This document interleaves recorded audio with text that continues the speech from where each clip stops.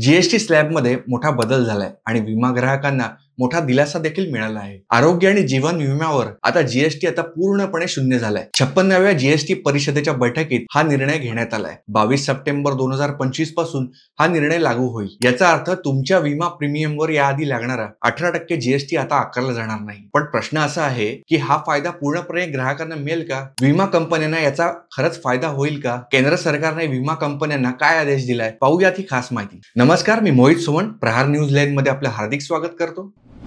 अर्थमंत्री निर्मला सीतारामन यांनी जीएसटी परिषदेच्या 56व्या बैठकीत मोठा निर्णय जाहीर केलाय। आरोग्य विमा आणि वैयक्तिक जीवन विमा पॉलिसीवरील जीएसटी संपूर्णपणे माफ करण्यात आलाय। Term life insurance, UPLI, endowment, family floater आणि ज्येष्ठ नागरिकांसाठीच्या पॉलिसी यांचा यात समावेश असणार आहे। या पॉलिसीवर आधी 18% जीएसटी लागत होता, आता तो शून्य करण्यात आलाय। हा बदल 22 सप्टेंबर 2025 पासून लागू होईल। नवीन पॉलिसी घेणाऱ्यांसाठी लगेच फायदा आणि जुनी पॉलिसी घेणाऱ्यांसाठी पॉलिसी नूतनीकरणाच्या वेळेचा फायदा होईल। असं असलं तरी एक पेच मात्र कायम आहे।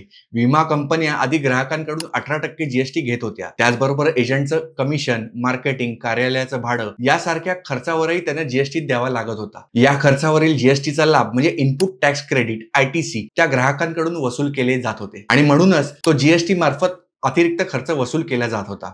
आता जीएसटी शून्य झाल्यामुळे ITCचा लाभ मिळणार नाही।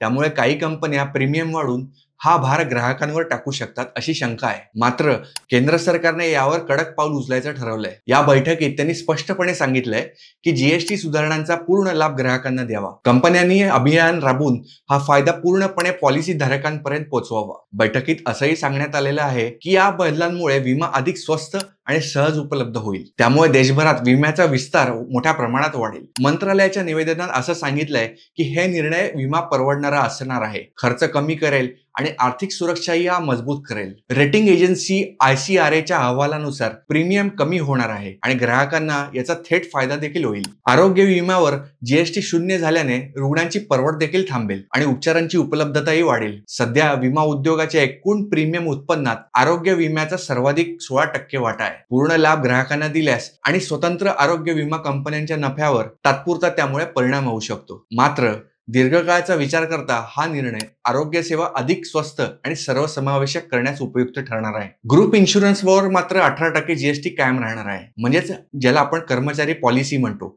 हा बदल सरकारच्या इन्शुरन्स फॉर ऑल बाय 2047 या धोरणाशी सुसंगत आहे। एकूणच विचार करता जीएसटी शून्य झाल्याने विमा घेणं सोपं होईल, मात्र याचा ग्राहकांना कसा फायदा होईल याची जबाबदारी कम्प्लिटली कंपन्यांची असणार आहे। ती त्यांना विसरून चालणार नाही। माहिती आवडली असेल तर कमेंट्समध्ये नक्की कळवा आणि असेच नवनवीन व्हिडिओ पाहण्यासाठी लाईक करा, शेअर करा आणि सबस्क्राईब करायला विसरू नका। धन्यवाद।